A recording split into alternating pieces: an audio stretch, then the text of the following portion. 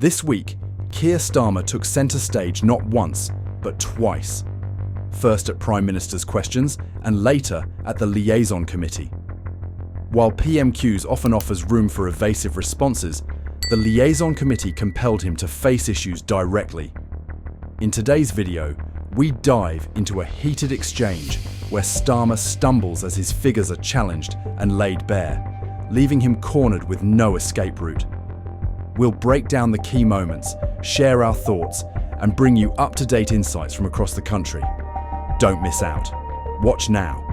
Well, we weren't aiming at a particular group. You don't think you're comfortable with the super-rich sheltering their wealth buying land? Well, what we tried to do was get the balance right and to protect the family farm. You know, look, what the very wealthy do with their money within the rules is a matter for them. But what we wanted to do was to raise the revenue necessary because, you know, we had to not only balance the books in the budget, we had to make important investments in things like health services in schools. That meant we had to raise revenue, and that's why we did this amongst other measures. But at the same time, we wanted to put in thresholds that ensures in the average case, the vast majority of farms, family farms, could be passed on without being affected by the inheritance tax. That was the scheme and the purpose of it. So how many family farms do you think aren't going to be caught by this? Well, we've been through the figures on this, and just to wrap I can help you here. HMRC say that there were about 500 claims for agricultural property relief. Yeah. So is that a robust figure for those who will be caught? That is a robust figure. It's published by the Treasury, certified by the OBR. Currently, as I think you know, 73% of APR claims are less than £1 million, and 40% of APR goes to the 7% wealthiest claimants, and therefore I'm confident that this gets the balance right between raising the revenue that we needed to, but also protecting most of the estates. The changes apply not just to agricultural property relief, they also apply to business property relief, do they not? Yes. Now, in practice, the figure that you've given us, 500 estates there, does not include estates where the land would have been passed on using business property relief, does it? Well, I think that it does. I'll certainly go away. No, I can assure you that it doesn't. Well, the figure of 73% of APR claims are less than £1 million is a figure both from the Treasury and certified by the OBR. And I'm confident as those who have had agricultural property relief. You can certainly come back to it. Yeah. If you are satisfied, Prime Minister, that 500 figure is not as robust as it may appear, and a lot of people have changed their mind on that in recent weeks, would you persuade the Chancellor to meet with the farming unions, because she has refused to do that? You can certainly revisit it. But if you're satisfied, Prime Minister, that the 500 figure may not be as solid as it appears, and many have reconsidered it in recent weeks, would you push the Chancellor to meet with the farming unions? She has refused to do so. During a heated session at the Liaison Committee, Keir Starmer came under fire over Labour's inheritance tax and property relief policies. Defending the measures, Starmer argued they aim to balance revenue generation with safeguarding family farms, citing data that most farms would remain unaffected. However, committee members challenged his claims, highlighting inconsistencies in his figures for agricultural and business property relief. They pointed out that the 500 estate figure he cited failed to account for certain exemptions. Pressed to address the discrepancies, Starmer vowed to review the data, but avoided committing to urging the Chancellor to engage with farming unions, leaving concerns about the policy's credibility unresolved. Well, I met, as you probably know, with the NFU president just a few weeks ago. Met actually previously on a number of occasions with his predecessor, and there's no issue with meeting. Of course, there isn't. Well, but for the Chancellor of the Exchequer?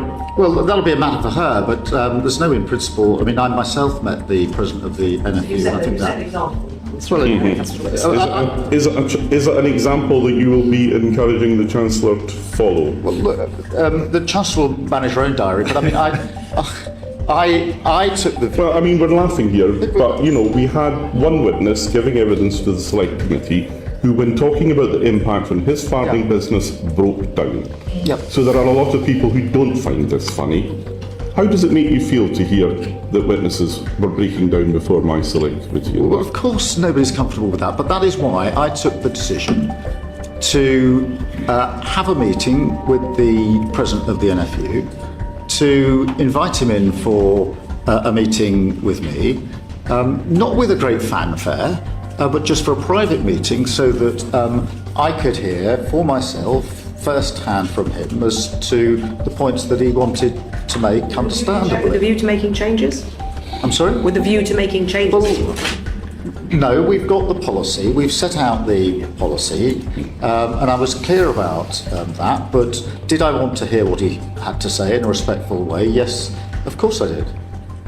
Thank you very much, Mr. Crumble. Keir Starmer's appearance at the Liaison Committee highlighted his inability to tackle urgent issues head-on, especially regarding the struggles faced by farmers.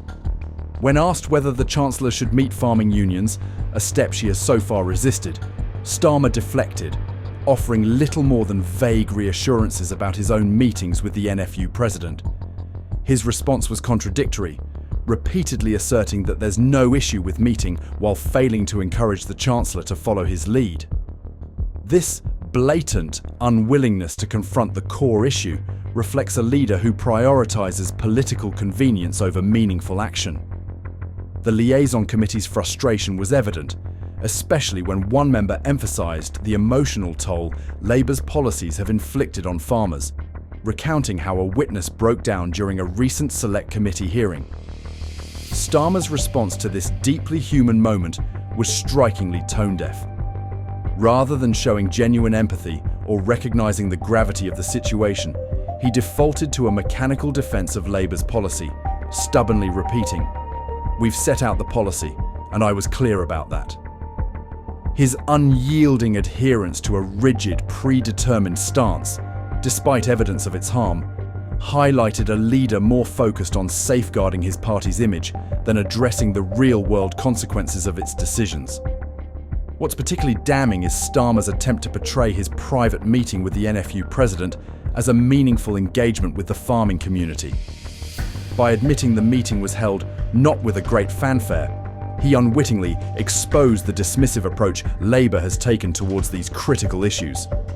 This perfunctory gesture, coupled with his refusal to urge the Chancellor to meet with farming unions, paints a picture of a leader disconnected from the struggles of those he claims to represent. Starmer's appearance before the committee was a masterclass in political evasion. His vague, non-committal answers and refusal to act decisively demonstrated a leader fundamentally unprepared to rise to the occasion. For someone aspiring to lead the country, his inability to empathise with struggling farmers, combined with his reluctance to hold his Chancellor accountable, reveals a troubling lack of competence and compassion. Instead of offering solutions, Starmer reinforced his reputation as a leader fixated on defending the status quo, rather than addressing the pressing challenges facing Britain's agricultural sector. In doing so, he let down not just the Liaison Committee, but the countless farmers whose livelihoods hang precariously in the balance. Thank you for watching. If you've got thoughts or opinions, do share them in the comments below. Don't forget to like the video, subscribe to the channel for more updates, and join us on Telegram for exclusive content and discussions. Your support means the world to us.